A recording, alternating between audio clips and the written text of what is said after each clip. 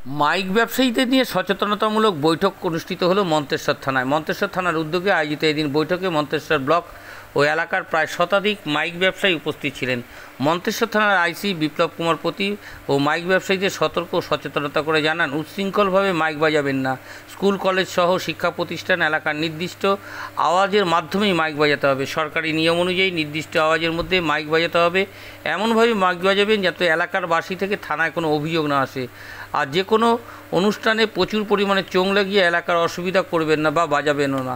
Mic বাজানো নিয়ে কেউ জোর জবরদস্তি করলে সে বিষয়ে থানাকে জানাতে হবে। এই জন্যই সকল মাইক ব্যবসায়ীকে নিয়ে থানার নম্বর দিয়ে দেওয়া হয়। এই সমস্ত বিষয়গুলো এদিন বৈঠকে তুলে ধরলেন মন্তেশ্বর থানার আইসি বিপ্লব কুমার পতি। ব্যবসায়ীরা জানান থানার সরকারি ও থানার নির্দেশ যথাযথভাবে তারা মেনে মাইক ব্যবসা বা মাইক বাজাবেন। মন্তেশ্বর থানার উদ্যোগে এই ধরনের সচেতনামূলক বৈঠক হওয়াতে মাইক ব্যবসায়ীরা দারুণ খুশি বলে জানান।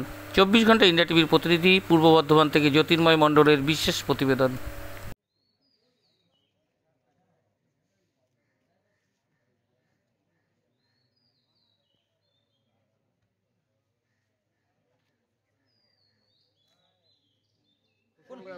কত বছর ব্যবসা করছেন? গ্রামে 15 বছর করছি। আজকে কোথায় এসেছিলেন আপনারা? মন্তেশ্বর থানায়। কে ডেকেছিলেন? আমাদের আইসি সাহেব, আমাদের সাউন্ড সিস্টেম যেসব অপারেটর আছে বা যারা ব্যবসা করে তাদের সকলকেই ডেকেছিলেন। কতজন? কত বলা জানা আমরা এসছি 100, মোটামুটি 100 জন হতো। 100 জন।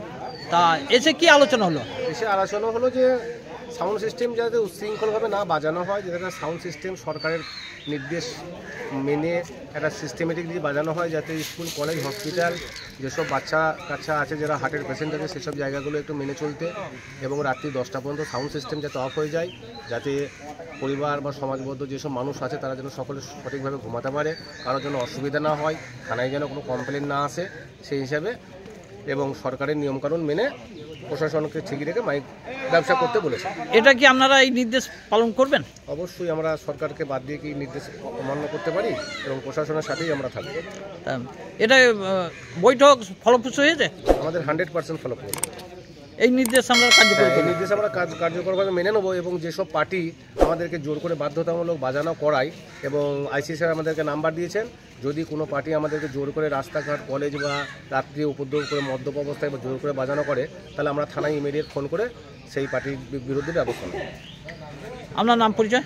আমার নাম লেমন চৌধুরী, কুসুমগ্রাম।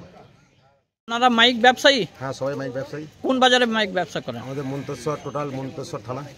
আজকে কোথায় এসেছিলেন আপনারা? আমাদের মন্তেশ্বর আইসি সাহেব এখানে ডেকেছিলেন। কি জন্য? এখানে আইসি সাহেব ডেকেছিলেন যে মন্তেশ্বরে যেসব মাইক এখন মানে যে হারে ভাড়া খাটছে আর কি, যেটা মাইক বাজাচ্ছে আর কি, যে উচ্চস্তরে বাজাচ্ছে সেটাকে বন্ধ করার জন্যে, যেটা নর্মাল সেরকমভাবে বাজিয়ে ব্যবসা করার জন্যে। তা এই যে আপনাদের সঙ্গে এই নিয়ে বৈঠক হলো, আপনারা কি? আমরা মাল কমানোর পক্ষে, আস্তে বাজানোর পক্ষে। আমরা প্রশাসনের সঙ্গে সম্বন্ধ মানে সিস্টেম যেরকম প্রশাসন করেছে সেই তার পক্ষে আমরা চেষ্টা করব যে আমাদের যা মাল কমেছে আরও যাতে মাল কমে, এবং আমরা রাত 10টার পর মাইক বাজানো, রাস্তাঘাটে মাইক বাজানো, স্কুল কলেজ হসপিটালের পাশ দিয়ে রাস্তা যেগুলো আছে সেখানে মাইক আমরা বাজাবো না। এই সব নির্দেশ দিলেন নাকি? নির্দেশ দিলেন আমাদের আইসি সাহেব। তাই এটা আপনারা মেনে চলবেন? অবশ্যই মেনে চলবো। তা এগুলো তো মানা উচিত নাকি? অবশ্যই মানা উচিত, যেহেতু আমরা একটা সমাজে বাস করছি, সবাইকে নিয়ে আমাদের চলতে হয়। জনসাধারণের অসুবিধা, সবাইকে নিয়ে চলতে হয়, জনসাধারণের যাতে অসুবিধা না হয় সেই দিকটা বিবেচনা অবশ্যই করতে হবে। কি নাম আপনার? আমার নাম বাপ্পা চৌধুরী। ব্যবসা কোথা করেন? ফুটসুরি। কত বছর ব্যবসা করছেন? 20 বছর। 20 বছর। তা এই যে আজকের যে বৈঠক হলো, এটা ফলপ্রসূ? একদম। এটা আপনারা মেনে চলবেন? অবশ্যই মেনে চলবো। আপনারা দেখছেন 24 ঘন্টা ইন্ডিয়া টিভি, সর্বদা সবার পাশে সবার মাঝে। আজ এ পর্যন্ত। সঙ্গে রাখুন 24 ঘন্টা ইন্ডিয়া টিভি। দেখতে থাকুন সব জেলার সব খবর সবার আগে 24 ঘন্টা ইন্ডিয়া টিভির পর্দায়। নমস্কার।